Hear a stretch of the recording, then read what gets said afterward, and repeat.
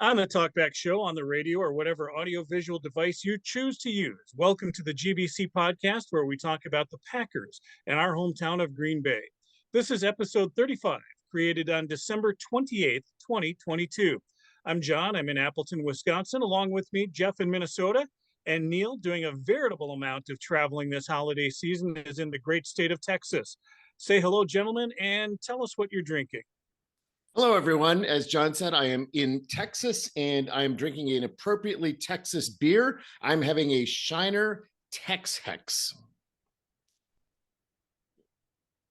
Well, good evening, gentlemen. So I'm, as John mentioned, I'm in Minnesota and I'm actually having a Minnesota beer tonight. I'm having a Surly 2022 Darkness. All right, and I'm drinking some of the liquor I got as a Christmas present. I have a bourbon old fashioned with ginger ale. And you can find us on YouTube and Twitter at Green Bay Chat and Facebook at the GBC Podcast Green Bay Chat. As always, the audio is available on Spotify and Anchor, and you can just find us there on Green Bay Chat. What are we taking a look at this week? Well, it's Christmas in Miami, as well as the Minnesota Vikings now coming to Green Bay on New Year's Day. We've got your playoff scenarios for both the AFC and the NFC, and we're going to get a little Packer history of these holiday games of Christmas Day and New Year's Day. But with all that, it was Christmas. It was a beautiful Christmas Day as well. Not a perfect win, maybe some missed opportunities, but Green Bay came away with a victory, one step closer to making the playoffs in the NFC. What'd you guys see in this game? Let's just go look back at what we were talking about we needed to have happen. I said last week that we needed a turnover in order to possibly change this game. We got a few of them. They were kind of critical. I said that we had an advantage. I said that we had an advantage in special teams over Miami. Guess what? That advantage in special teams absolutely played out as far as the game was concerned. It was a game that certainly had a lot of very threatening things as far as Packers fans. There were a lot of things in the first half. It was at multiple points. It was oh shit, what is going to happen as far as this game is concerned? It could have blown up in the wrong direction very, very quickly. And somehow we managed to avoid the biggest possible blowups, and we managed to turn the game around with a couple of key plays, but also with a couple of key Miami errors. Talking about that special teams, though, Neil, and not being a perfect win, there are plenty of missed opportunities. You get a 93-yard kickoff return and only walk away with 3 points on that. Not to mention the other turnovers. The final turnover, it's not fair to say that you didn't get any points on that last interception, but there's two other interceptions and a fumble there. Did they capitalize on the bounty of turnovers that they got, or the bountiful special teams play that they got in this game? Most important statistic, and we won the game. We did enough that we needed to do to win, and that's all that I care about in the end. It was really beautiful to see the Keyshawn Nixon kickoff return right at the beginning of our first drive from scrimmage, right? So Miami goes down. We're able to keep them to a field goal, and that's great. I was actually at an airport bar watching this. I happened to be forced to travel on Christmas Day. I was watching most of the game either in an airport bar or watching it on the plane. And when Keyshawn Nixon did his return, I screamed in the bar, and the bartender looked at me very sternly and said, "Please don't scream right now." Well, guess what? I'm going to scream because it's my Packers. And that was absolutely beautiful. And yeah, I mean, there was a definite sense of foreboding when we were only able to get 3 points out of that. I mean, our first drive, we had 4 plays and we went for -9 yards. The Rodgers sack for 13 yards, that just screamed out an oh shit type of situation. And certainly when Miami got the ball back and had a 1-play 84-yard touchdown drive, that did not scream out good omens as far as the game was concerned. No, I was around halftime. I had texted out. I'm like, I was trying to be positive. I was trying to be upbeat. And I'm like, are we literally watching the season slip away here? But I did say, and I was hoping, adjustments need to be made. Well, we've seen this now a couple of weeks in a row, right? Where adjustments have been made, like serious adjustments have been made. Game-winning adjustments have been made. We didn't see this earlier in the year. We talked about this a lot. Didn't see these, and all of a sudden, like, the adjustment fairy showed up, or the Chris, whatever you want to say, and all of a sudden it was like, oh shit, So suddenly the defense, when they were giving up these huge plays, suddenly they weren't. I mean, what, they had 5 drives, 4 were turnovers in the and a missed field goal in the second half. I mean, yay defense. They gave up, I think, a total of 100 yards after halftime. So again, is this a major, is the defense, this is the second coming, Joe Barry is a god, or is it a matter of, well, Miami really shit the bed and the Packers helped themselves with the turnovers? And as we found out later, Tua's in concussion protocol. Okay, so was he concussed? Was that why he was, throwing some up for grabs? Who knows? Doesn't matter. We'll take the win. But that's to your point earlier. Yeah, there's some things that still need to be cleaned up.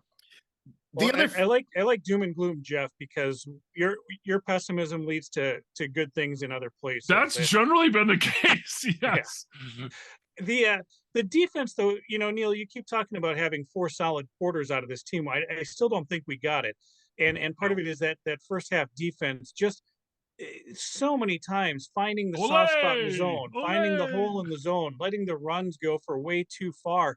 But a lot of the anecdotes that came out this week is not Joe Barry who bit into the defense, but defensive back coach Jerry Gray who got on his guys and said, "Get your ass in gear out there." Tackle somebody. Probably a lot more colorful than that. And whatever he said, it did some magic. But the magic was already showing up even before halftime. So we look at Tua. So through Miami's second touchdown, so we're at this point, 10:52 remaining in the second quarter. Tua was 5 of 8 for 192 yards as the Dolphins had a 17-10 lead over the Packers. And yes, we know, and I'll go through it, that Tua was not as effective in the second half, but even after that 10:52 point remaining, Tua was not as effective. And yes, you look at the numbers, he was 4 of 4, but for 37 yards. So not this, whatever 23-yard average that he had. And we also sacked him twice. And that's really how we turned the game around in the second quarter, right? The second quarter is when we had the opportunity of having the game go completely out of reach. And we made some key plays and they made some mistakes, and that was the difference. But let's just go back to this point. So Miami scores the touchdown to go ahead 17-10. We go 4 and out on a fake punt that gives Miami the ball at our 20-yard line. So what I was going to say earlier is that I think that the aggression fairy was definitely present. And most of the times that worked out. There were a couple of key times it didn't. This fake punt was certainly one of those times. So Miami gets the ball on our 20-yard line, and they had a 7-play drive that went 4 yards. We stopped them with a field goal, and critical to that were a Miami holding penalty, but more importantly, a Jaron Reed sack and a Preston Smith sack. That defense stepped up to take a game that was 17-10, should have gone from Miami's perspective to 24-10, and kept it at a 20-10 game. We get the ball back and go 3 and out. We're sacked. We have a deep incompletion. On a 3rd and 12, we do an 8-yard pass to Christian Watson. So a quick 3 and out. Miami gets the ball back, and thankfully on their second play from scrimmage, Jaron Reed again makes the play. Mostert fumble. We get the ball back at midfield. We go on, finish that half out with a field goal to make it 20-13. But this is a game that could have been 24-10. It could have been 31-10 at halftime. I don't think we're coming back from that. The defense absolutely stepped up in the second half of the second quarter. And if they don't do that, we're not in this game. Well, there's a couple other things that struck me too. I totally agree with you, Neil, thankfully. So now the defense has posted at least one takeaway in 9 consecutive games. So this is coming up on a franchise record of 10 straight games in 2015. And obviously the defense has been hot. 15 takeaways since week 8 is second in the league behind Dallas. And the 12 interceptions since week 8 are first in the NFL. So defense is finding a way. They're peaking at the right time, and that's encouraging. Certainly the statistics show it, that this is the defense that we wanted all year. I still, am going to go to the eye test. And Neil, you're right about the timing on that in the second quarter. Like I said, just getting 4 quarters out of them, because that whole first quarter, with the back and forth and just being frustrated with the defense in that first quarter. But yeah, once the score is 20-10, Green Bay is able to outscore Miami 16-0 after that, and that speaks volumes about your defense to come back and pitch that shutout. I think we'd like to see it happen in the first quarter. The whole way through. Yeah, a little bit sooner to kind of put your stamp on the game right away. Well, let's go into that second half defense. So Tua in the second half was only 7 of 13 for 81 yards, 0 touchdowns, and of course, those 3 interceptions, but only 6.2 yards per attempt in the second half after being 19.1 yards per attempt in the first half for Tua. But that also applied to Miami's rushing game. Miami's rushing game was 10 rushes for 58 yards, 5.8 per attempt in the first half. There were only 8 rushes for 24 yards, an average of only 3.0 yards per attempt in the second half. We limited Tyreek Hill to 1 reception for 19 yards in the second half. It's not just that we made those turnovers. We were playing good defense all the way around, and the turnovers came in the context of good defense throughout the entire second half. You know what I want to know? Talking about those interceptions. So going back to the Rams game, and the interception when Rodgers overthrew Lazard, and the over analysis of Packer fans and our fellow podcasters on just that one single play of whose fault it was, who's getting the blame, who's blaming, who did this, who did not. My curiosity is, are there Dolphins fans out there with their podcasts doing the same thing? The overthrow that Jair got, the Devondre Campbell interception, the running back going down wasn't even looking. Are these guys that are Dolphins fans, are they picking every single one of these things apart on Tua? And you got to believe that they are, but we never see that side. We're always so hypercritical of our own team. We fail to see when fans of the other teams are doing the same thing to their quarterback and their players. And they should have been, because I didn't think it was exceptional play by our defenders that led to those interceptions. They obviously played well, and Jair's post-game interview was glorious as far as watching that. I think I've watched Jair's post-game interview about 15 times. They clearly made mistakes, but we took advantage of them. You have to be in the position in order to take advantage of those mistakes. Well, and what was happening is they weren't dropping the interceptions this time. They were capitalizing, the defense was capitalizing on the mistakes, which again, earlier this season, we saw that not happening. There's a couple of times, oh God, is this dropped interception going to come back and bite us in the ass? Yep. They did it. They caught the ball, the tackle, but you're right. And it seems like success begets success, right? Because then the tackling started getting better. It just, the whole thing kind of snowballed. So super encouraging, but I think the offense again too, they found a way to win. They, with Watson being out, and unfortunately then Nixon, was out by halftime or even before. Key injuries, they still found a way to win. But again, this success, this kind of like, oh, maybe we can do this. How much of this is that mindset? And earlier this season, it just didn't seem to be there. They were flat. They weren't excited. They weren't playing with, some passion. Well, that seems to be back. Is it the passion begets success, or the success begets passion? I don't care. I'm seeing both. It's the flight home is always more fun after you've won a game. And as Neil alluded to, you can tell that they were enjoying that. I mean, all 3 of those interceptions, I think all 3 players, the reaction more was, oh shit, that ball's coming right to me, because that's really what all 3 of them looked like. Campbell had to reach a little bit to snag his out of the air, but all of them had Jair had the and got the ball and headed downfield with it.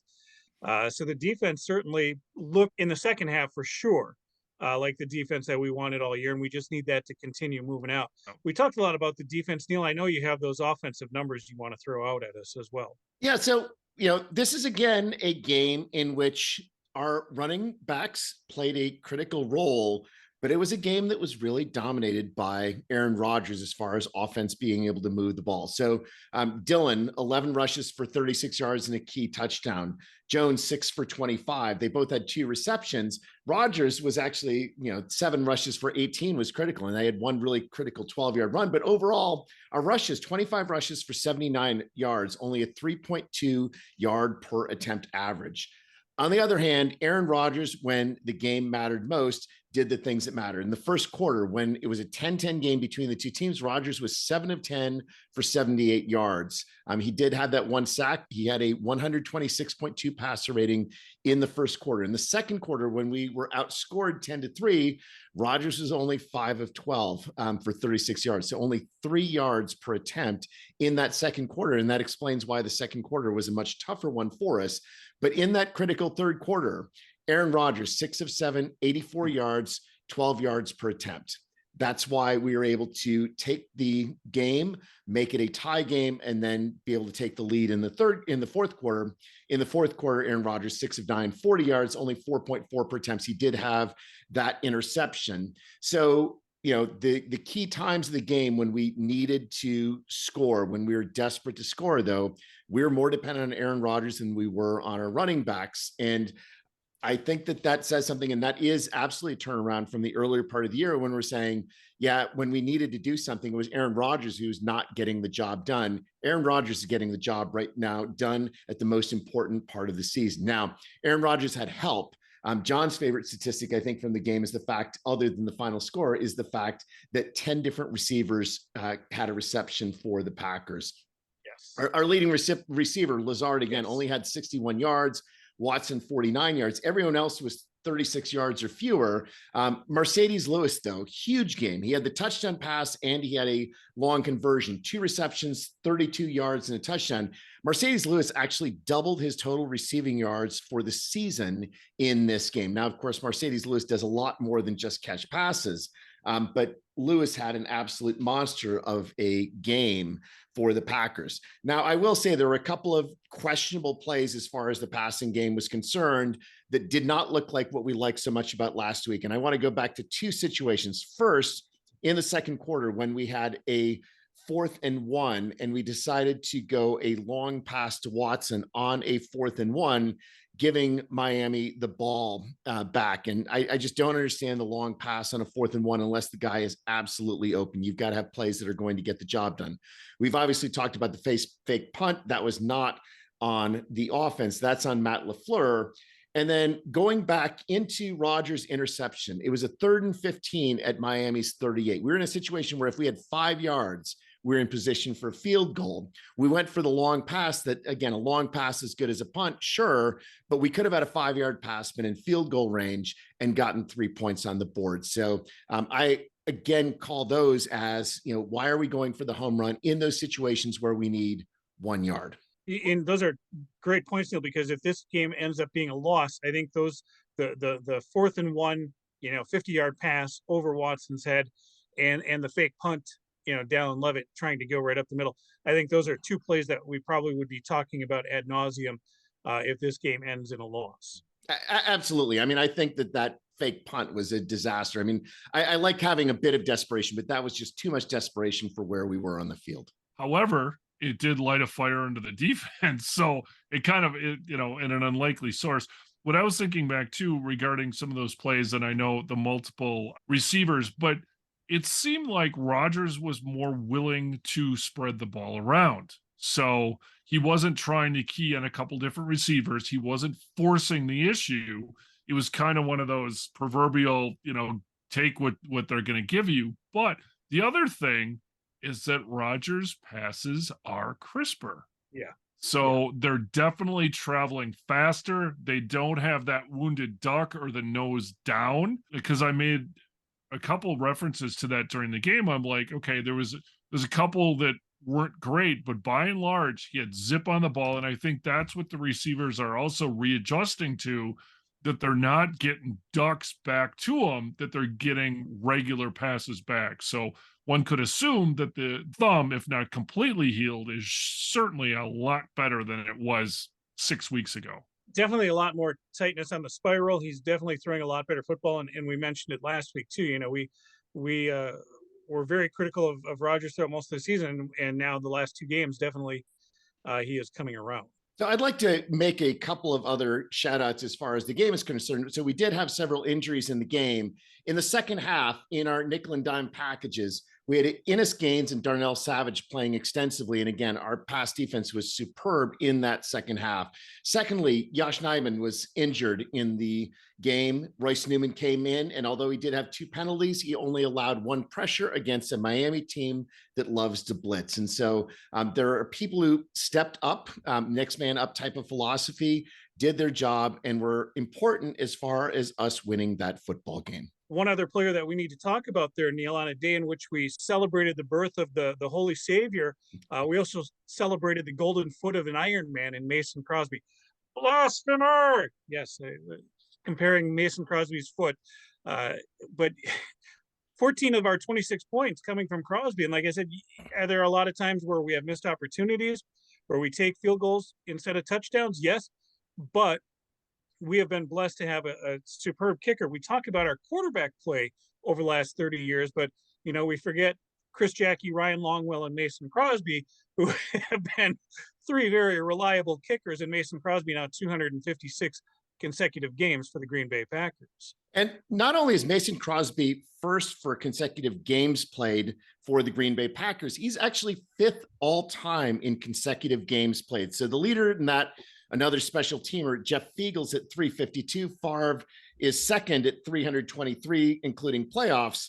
Mason Crosby now at 256 regular season and 278, including playoffs. So he's actually 5th behind Jim Marshall and London Fletcher as far as overall games, including playoffs. He's actually 4th overall in consecutive games played. So the Packers essentially have 2 Ironmen among the 5 biggest Ironmen of all time. And yes, special teams Ironmen aren't quite the same thing, but knowing that you have a reliable kicker is something that a lot of teams would love to have. And a lot of teams have suffered because of not having that reliable kicker. Double doink.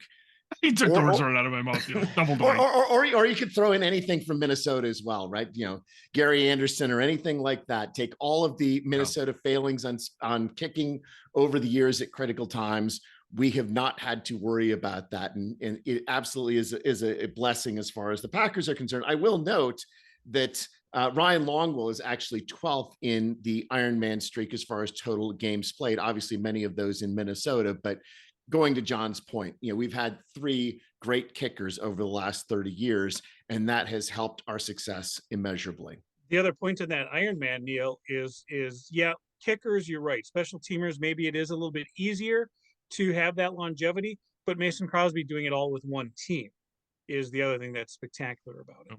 Yeah, he has the longest streak, 4 consecutive games with just one team. Okay, so 3 other quick hitters as far as things that have helped us in the game. So Miami shot themselves in the foot with 4 turnovers. Miami also had 8 penalties for 62 yards, and that hurt them both on offense and on defense as far as us being able to move the ball in a couple of key situations and then moving themselves back.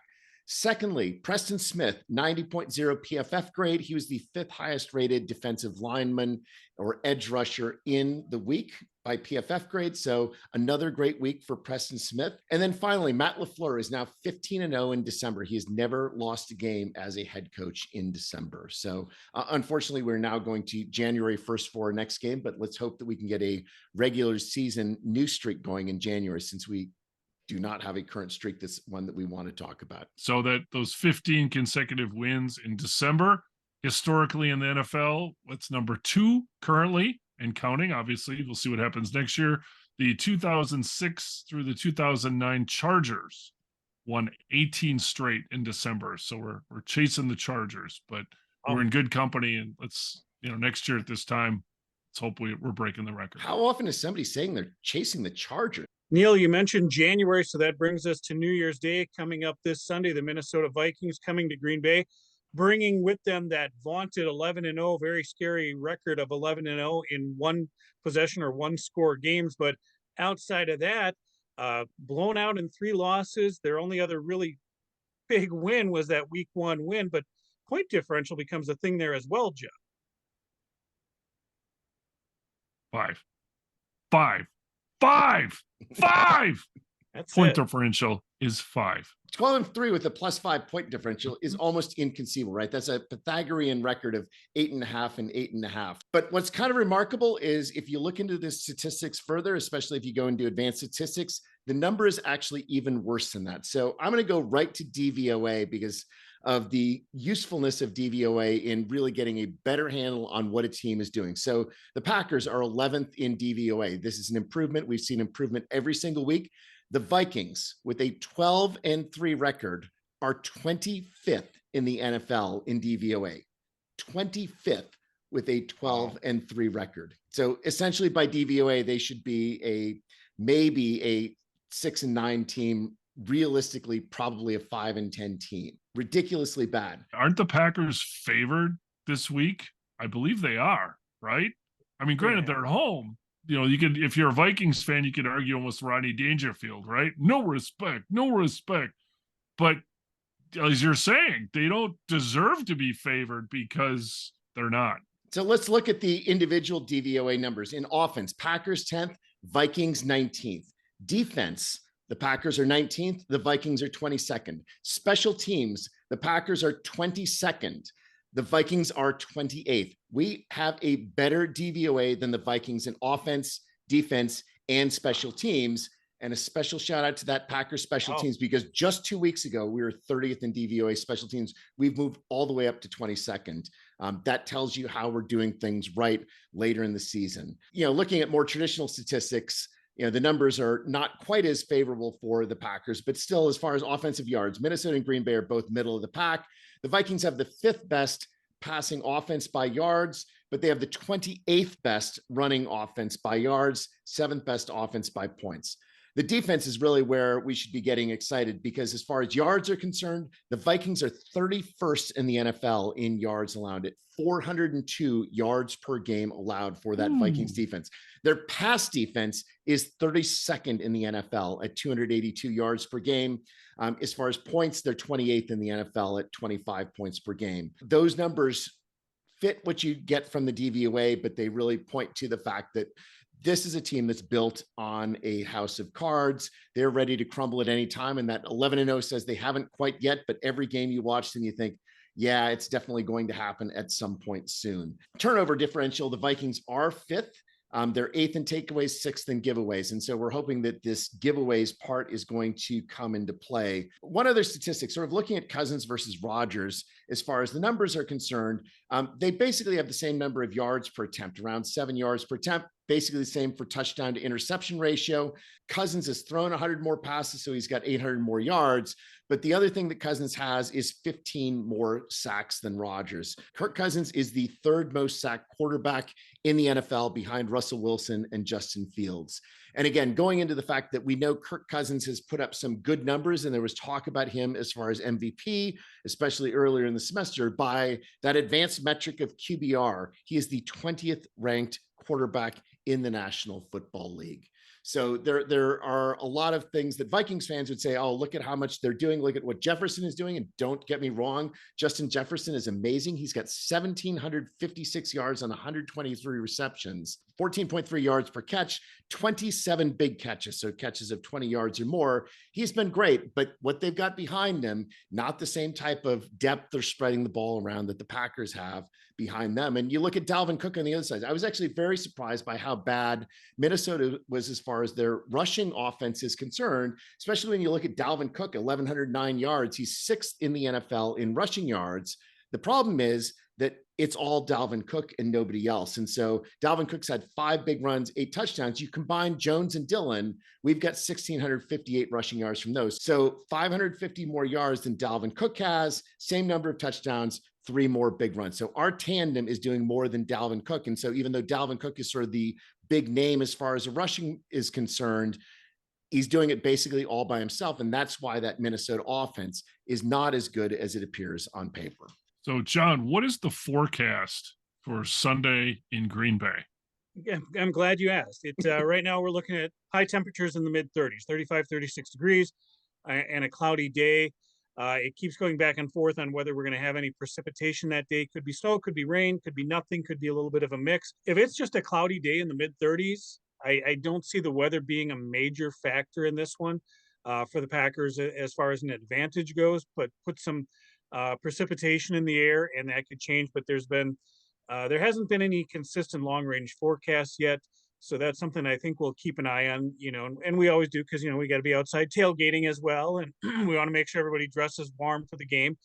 The interesting thing about this one is two of the most recent home games, the Monday night game against the Rams and the Thursday night game against the Titans.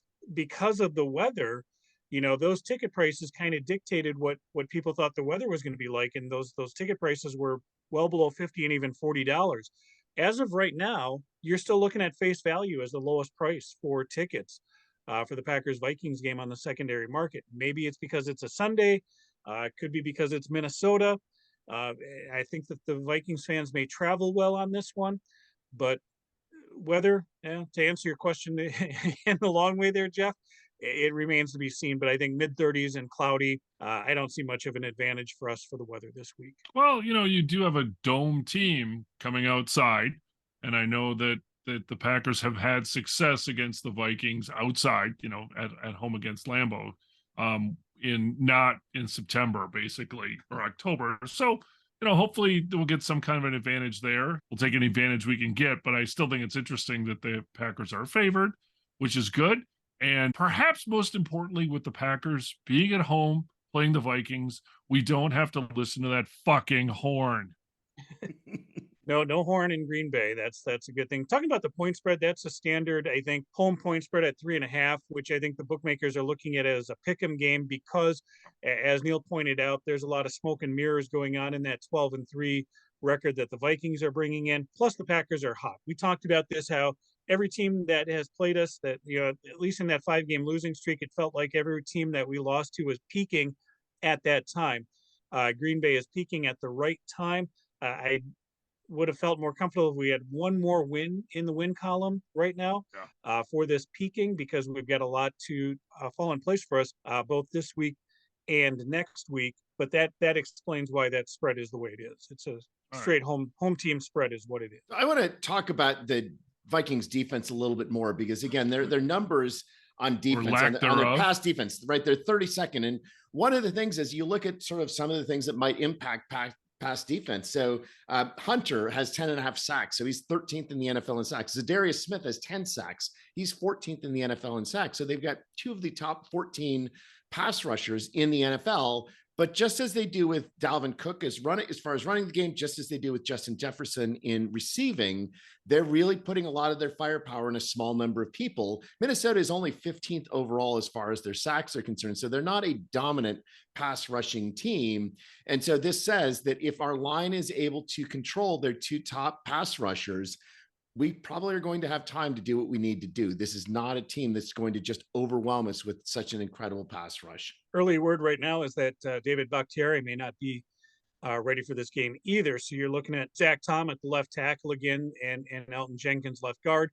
And then hopefully Schneidman ready at the right tackle spot, which has fared well. I think that's a good starting five. They've gelled. They're looking good. They're getting better blocks, certainly. Josh Myers, I think he's not the standout player that I hoped he would be this year, but he certainly has improved as far as getting in the right spot and getting the right blocks downfield. All right. And so one final contrast between the Vikings, who are more star heavy on the team, versus the Packers, who are more distributive as far as their offense and defense are concerned. So as I said, Jefferson is number 1 in the NFL in yards. Adam Thielen is number 45, so well below, but still a decent number. The Packers wide receivers in yards this year are 46, 66, 97, 104, 108, 116, 179, 247, 283, and 311. We're moving the ball around. Again, the numbers for Rodgers and Cousins aren't really that different other than the volume, but we're getting the ball to whoever happens to be open. And, that was certainly a strength against Miami. And it looks to be something that is, possibly a weakness early in the year where we were trying to figure out what to do with these receivers. It is something that is turning into a strength, and I expect it to continue to be a strength. They cannot key on any one player, but other players are able to get open in the time they need to get open. And with all that said, Neil, bottom line is that Green Bay must win this game. We're looking at playoff hopes, playoff scenarios, and really what it comes down to is Green Bay winning in Week 17, beating Minnesota this Sunday. Now, after that, some things that would be nice to have fall in our favor would be the Saints over the Eagles and the Cowboys over the Titans. And why? because that makes their week 18 games relevant, because Dallas could then still win the NFC East. When we have to look at what's going on there in the NFC East, Washington against Cleveland this weekend. And if you're hanging your hat on hoping that Washington loses that game, that could be a stretch. Cleveland may not be ready to play down the stretch here. So Washington could beat Cleveland in week 17, but we need Washington to lose one of the last two games. And our best bet is if that week 18 game against Dallas is a meaningful game. Because if Dallas can't win the division, they're probably going to rest week 18 and just say, hey, we got the 5 seed. Don't expect Dallas to do Green Bay any favors. That's just not going to happen. I mean, Dallas already has the 5 seed locked up if they're not going to win the East. So they have nothing to play for if the Eagles win this week. That's why the Saints beating the Eagles is part of that equation there. The other thing, too, we look at the New York Giants, and do they lose any of their last two games? Well, not against Indianapolis. If you're hanging your hat on the Colts beating the Giants this week, that just isn't going to happen. So let's assume a Giants win there, and then whether that game against Philadelphia in Week 18 is going to be a competitive game, if Philly is playing to try to win the division or not, that remains to be seen. That's the thing, right? If the Giants beat the Colts, the Giants are completely irrelevant as far as we're concerned. So, I mean, it really is down to asking for a miracle of a Colts team that showed no hint of anything that even was close to a miracle on their last game. So, we're looking at Cleveland. If Cleveland beats Washington and Green Bay beats Minnesota, Green Bay moves into the driver's seat. Also in that week 17, expect Detroit to beat Chicago. And I would expect the New York Jets to beat Seattle as well. I think that effectively moves Seattle to the edge of the bubble and possibly out of contention there. Taking a look at the NFC South, Carolina is at Tampa Bay. New Orleans is at Philadelphia, like we said. Now, all three of those NFC South teams have a shot at the NFC South. So they are playing to win in week 17. So the Saints, if you're thinking the Saints are going to just roll over against Philadelphia, probably not, because they have Tampa within firing range. And like I said earlier, the best thing that can happen is to make, those week 18 games relevant, the Dallas Washington game and the New York Philadelphia game. And of course, our Green Bay Detroit game, where we talked about the schedule at the beginning of the season. We said, oh, great, Detroit at the end of the season again, we're going to see all the scrubs. It's not going to be a game worth watching. Well, now we're looking at a best case scenario. Green Bay and Detroit come out of week 17 with 8-8 records, and they're playing the Sunday night matchup in week 18 for that final playoff spot in the NFC. Boom, there you go. Who thought that a game against Detroit was going to be the game that could decide the season? And certainly that's what we're hoping for at this point, is that game will decide where our season goes. And historically, Green Bay has played Detroit either the last game or one of the last games of the year. And there have been a few memorable games against Detroit. The other thing, as far as the NFC playoff picture is concerned, is what's going to happen with the 1, 2, and 3 seeds. Obviously, the South is going to be the 4 seed, whatever dumpster fire comes out of the South. But I think it's really interesting as far as San Francisco versus Minnesota, right? So we have to beat Minnesota this week. Minnesota is a game ahead of San Francisco, but San Francisco has a 9-2 conference record versus Minnesota's 7-3 would become 7-4. So San Francisco and Minnesota tie on record. San Francisco is going to be the 2 seed. Minnesota is going to be the 3 seed. Talking about that last game of the season as well, Neil, with Detroit, and Green Bay has played Detroit well in those games. But Neil, it was 14 years ago today that you and I were at a very historic game at Lambeau Field in which the Detroit Lions completed their historic 0-16 season. A team with the historic futility of Detroit having that 0-16 record, breaking the Buccaneers 0-14 record, is something that is absolutely appropriate for a team such as the Lions. There's no better team to be 0-16 than the Lions. Real quick, let's take a look at the AFC. We don't always care about the AFC, but we can talk about them. There are 5 teams already in: the Bills, Chiefs, Bengals, Ravens, Chargers. Okay, Jacksonville is in the driver's seat for the AFC South Division title. They're at Houston in week 17 and then host Tennessee in week 18. I mentioned that one because that is another game that is possible for that Sunday night matchup in week 18. Remember, in week 17 in the AFC, relevant games for the final playoff spot, there is that Dallas-Tennessee game that we talked about, Miami at New England, the Jets at Seattle, Pittsburgh at Baltimore, and the Raiders at San Francisco. So there are actually some decent competitive games that are going to happen here in week 17. And then depending on how the dust settles and looking at what could be the Sunday night matchup in Week 18. Oh yeah, Green Bay Detroit would be great. A possibility, the Jets and the Dolphins for that final playoff spot in the AFC, but I kind of have a sneaking suspicion that Titans Jaguars for the AFC title might be the game that gets it. So we'll have to wait and see what happens this week. But again, no matter what, bottom line, Green Bay must beat Minnesota on New Year's Day. Period.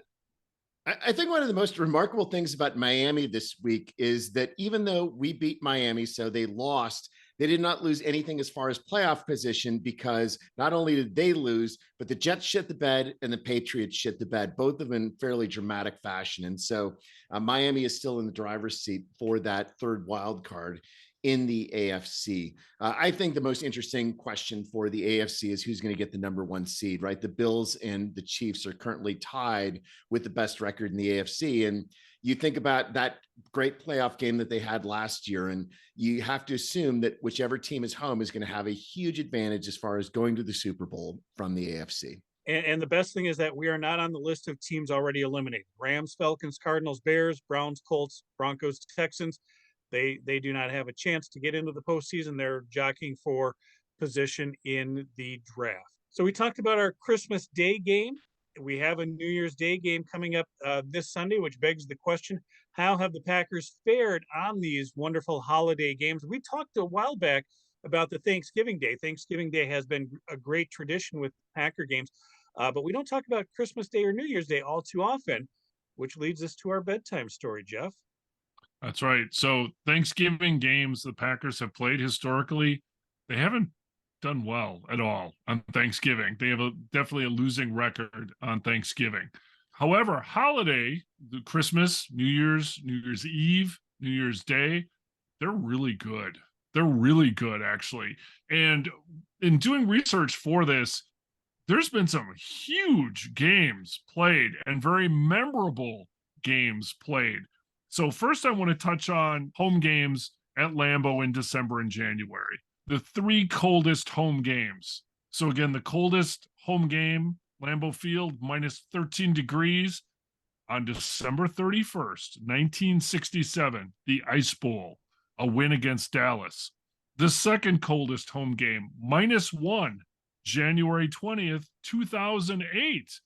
Neil, we were at that game and it was friggin' cold. The third coldest game at Lambeau Field ever was December 26, 1993, against the Raiders. That was the Lambeau Leap game. So there you go. The 3-0 or below zero at Lambeau. This is the first time in history that the Packers will be playing two regular season games at home in January. So let's kind of start chronologically here for Christmas games. Obviously, we just saw that. So the Packers have been really good on Christmas. So this Miami game that we just witnessed last week, that was the first Christmas game that the Packers have played on the road. The prior three were at home. The first one they ever played on Christmas, they lost to the Bears in 2005. That was a game that Favre threw 4 picks and 0 TDs. Not a real memorable game there. So then in 2011 rematch, the Packers beat the Bears 35-21. Rodgers had 5 touchdowns in starting to own the Bears at that point. The third game on Christmas Eve was actually last year, where the Packers beat the Browns 24-22. And 2 notes on that game: Baker Mayfield had 4 picks in that game, and Rodgers passed Favre for franchise all-time passing TDs for 42. The Packers also actually on Christmas Eve, they're 6-1 as well, but I won't go into that. But Christmas Eve has the best game as far as the Packers among all of these games on a holiday other than the Ice Bowl, and specifically the Yancey Thigpen drop in the 1995 final game of the season that propelled the Packers into the 1995 playoffs, 1995 being the year that we beat San Francisco in the playoffs. And that is, in my view, what turned the Packers around, was the victory over the defending Super Bowl champions. They don't make the playoffs without the Yancey Thigpen game on Christmas Eve. So that Yancey Thigpen game, yes, I was sitting in the end zone with John, and I still have my hot cocoa souvenir from the game. This came from that game in Nice. 1995. So there you go. It- Now moving from Christmas holiday to New Year's Eve and New Year's Day. So the Packers, we'll start in chronological order here. So New Year's Eve, there's been some doozies on New Year's Eve. So the Packers are 5-1 on New Year's Eve. So the Packers' only loss on New Year's Eve was in 2017 to Detroit, and that was the game for the Packers that Brent Hundley started that game. The other wins, the 5 wins on New Year's Eve, you might be familiar with them. The 1961 NFL Championship, in which the Packers won 37-0 against the New York Giants. The 1967 NFL Championship, that Ice Bowl thing, where the Packers beat the Cowboys 21-17. The 1994 NFC wild card that the Packers beat the Lions 16-12. The 1995 NFC wild card, and the Packers beat Atlanta 37-20. And the 5th one was in 2006 when the Packers, a regular season game, where the Packers beat the Bears 26-7. So now we move to New Year's Day. So there's been some really goofy games on New Year's Day, all of them very memorable. So the Packers have never lost, knock on wood, on New Year's Day. They're 4-0. So the first Packer game played on New Year's Day was the NFL Championship in 1966 against Dallas that they won 34-27, and that propelled the Packers to Super Bowl I. So that's obviously a huge win. The next ones are a little more esoteric, but nonetheless interesting. The next one was for the 2005 season on January 1st, 2006. It was a win against Seattle. It was Mike Sherman's last game for the Packers. That was the year that the Packers won 4 total games. So one of them was on New Year's Day. The next one was January 1st, 2012 on the Packers 15-1 2011 season. This is a game that Aaron Rodgers didn't start. They were resting the starters, and Matt Flynn had a career game. This was the Matt Flynn game. Packers beat Detroit 45-41. Matt Flynn had 6 touchdown passes and 480 yards. Matt Stafford holds the Lambeau Field record that day of 520 pass yards, and he had 5 touchdowns. A guy by the name of Calvin Johnson, he had 244 yards. So, but again, that Matthew Stafford 520 yards passing, that's a Lambeau Field record. And finally, on January 1st, 2017, the Packers were at Detroit. They beat Detroit 31-24 to claim the 2016 NFC North title. So we're not going to be, regardless what happens when we play our last game against Detroit, it's not going to be for the NFC North title, but it could be a huge game nonetheless. So hopefully we'll run it to 5-0. The other interesting point you put about this season, Jeff, is it's 2 January regular season games. There was a time where January football was special, and having a January home game was extra special. And now you've got 2 January home games and they're regular season games. So let's hope that the crowd comes out, that we still get good things here on January 1st and January 8th to end this season. Bottom line, we need the Packers to beat the Minnesota Vikings on this Sunday, with a few other things, as we mentioned, to fall into place. And then next week, we'll be talking about some really good playoff scenarios for week 18. Guys, any final thoughts on this week? Don't stay up too late on New Year's Eve, because you've got to be awake for a Packers game that is hopefully going to be a momentous victory over the Minnesota Vikings that will put us in a position to go to the playoffs this year. Well, I'm looking forward to a spirited game at Lambeau. Again, I'm hoping the fans turn out, as John gave us the teaser weather forecast. It's not going to be super cold. So hopefully the fans will turn out. It'll be loud. It's New Year's Day. Hopefully, they'll just keep carrying over from New Year's Eve festivities right into New Year's Day.